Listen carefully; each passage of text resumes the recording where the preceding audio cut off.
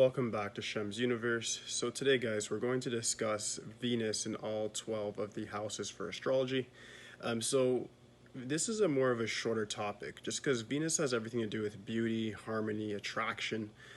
So wherever Venus falls in any of these houses, if you have Venus in any of your 12 astrological houses, it's going to kind of show where you naturally have attraction and also what you're naturally attracted to. It also is a causation of like balance and harmony as well. So let's get right into it. This will be a shorter video than most of them, guys.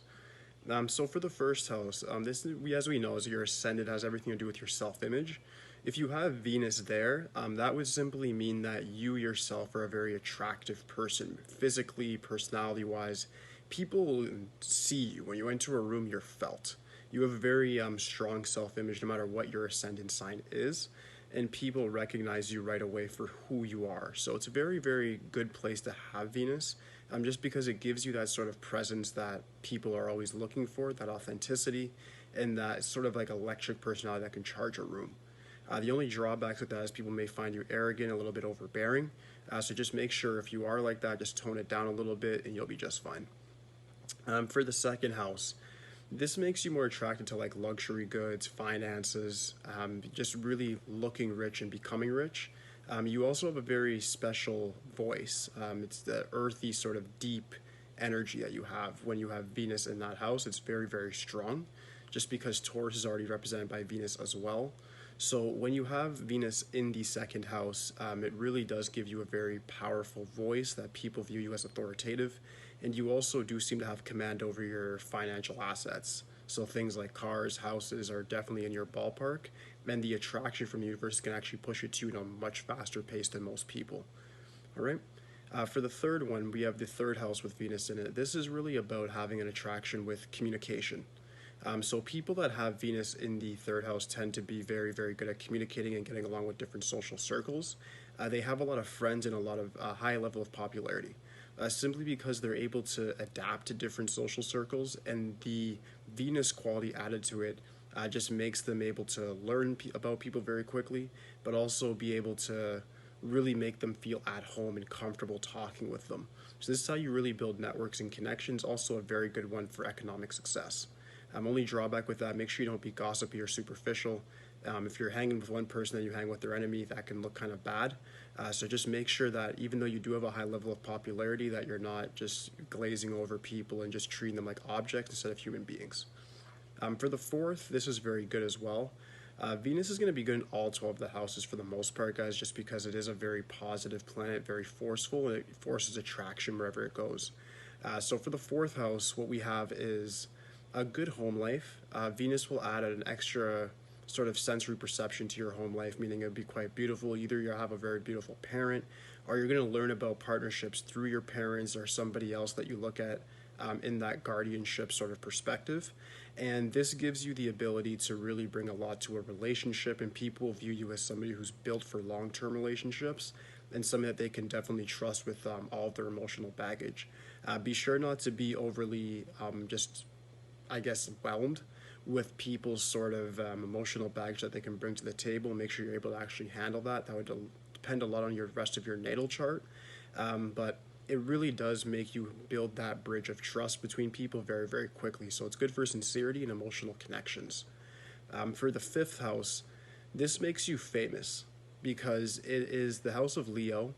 Venus is going to make you very attractive when you're performing, when you're speaking, when you're writing. Whatever you do for the public, it's going to look very, very attractive. If you're with a partner, it's a whatever, just because you'll be so liked by multiple people, whether you're a male or female, that it's going to be kind of hard. I guess this would be the drawback to really have a one-on-one relationship with other people, because you're going to have such a good attraction base already. So just make sure that you do understand that if you do want to have a one-on-one relationship, you might have to tone it down a bit, but your natural aura, your natural energy is going to be very charismatic, and you're going to be able to perform for a lot of crowds. Things like politics, things like the performing arts, all of those things are not outside of your ballpark, and they'll be quite easy for you to fulfill. For the sixth house, this really means that you like to be of service to others. Venus quality here makes you very attractive because you want to actually give to other people to provide balance within the relationship. Be wary of just being too giving if your partner is not giving as well. If you're just the person giving gifts and all of your attention, all of your energy to the relationship, and they're not putting forth any effort, this is going to lead to resentment on your part and criticism, and can just lead to a negative ending to that relationship. So just make sure that you are finding balance here, and it's a give and take, and you'll be just fine. As for the 7th house, what we have is Libra, which is Venus as well.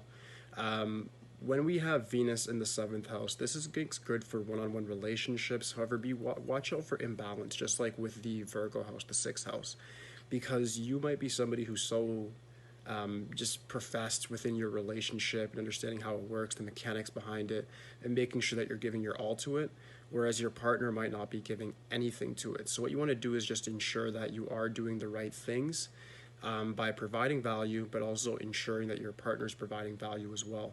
When you have Venus here, it could be a little bit detrimental just because you kind of have a necessity. Your attraction turns into a sort of necessitous look on relationships, like you need to have somebody there all the time, and that can make you appear weak and also very needy. So just be wary of that and make sure that you know how to withdraw when the time is right. For the 8th house, this is an interesting one. The 8th house is always very extreme because it's the house of Scorpio. When we have the Venus there, it causes a great deal of attraction because this is the person that's sort of like a dark, eluding personality, very enigmatic. They can come across as being very, very intense within relationships. They expect everything from their partner, but they also give everything to their partner.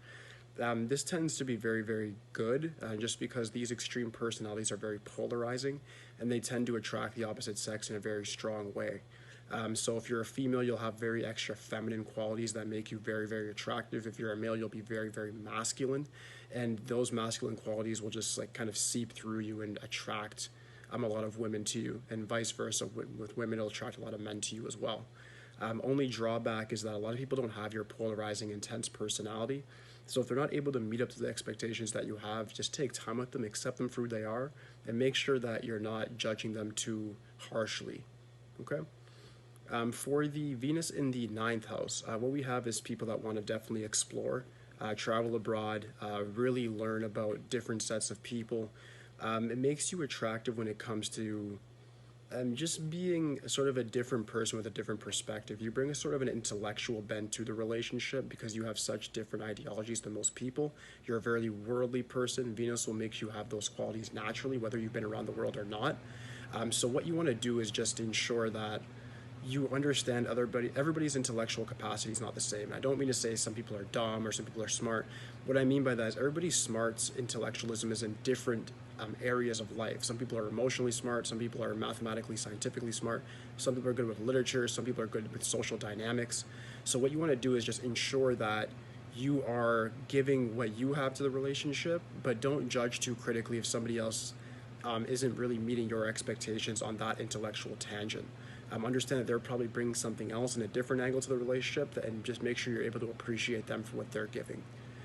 For the 10th house, this makes you very attractive because it's good luck for career and profession.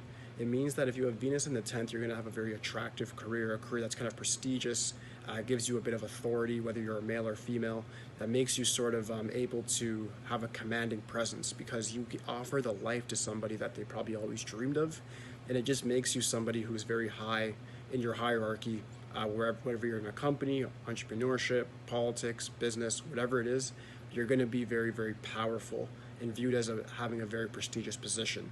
So just make sure you use that to your advantage. I'm sure that's not hard to do, but don't make it get to your head. Just don't get arrogant. Don't be the person that always just flaunts their achievements. That will make you become unattractive, and people will just begin not to like you. It's really as simple as that. With Venus in the 11th house, we have Aquarius there. They sort of view relationships on more of a friendly basis. They kind of view it as a sense of, oh, if we're friends and we're empathetic and we understand each other, then that's good enough. The only drawback with that is some people want more romanticism, more intensity, more lust from the relationship, where Aquarius, when you have Venus in the 11th, it may just point more so towards friendship, and that could be quite annoying to the partner. So just make sure that you do have that friendship base, but also provide the other things that are a necessity to a relationship as well. For the 12th, this forms a very deep connection spiritually, physically, and mentally. This is great for relationships as it makes you have a very, very deep connection with your partner that will probably never happen again. So if you have Venus in your 12th house, just understand that you're bringing to a relationship what probably nobody else can, because you're hitting all three of the realms: the spiritual, the mental, and the physical. Understand that, and understand that you have a very solid foundation within yourself and you're an exceptional person. If you're able to understand that completely, you'll have the confidence and self-assurance to attract whatever partner that you so choose. All right, so that does finalize all 12 of the houses, guys. I did try to condense this video just because Venus is one of those ones where it just tells you about attraction and balance. But if you guys do have any questions whatsoever, just please let me know in the comment section. Aside from that, guys, please like, subscribe. All of me is it for today, guys. Peace.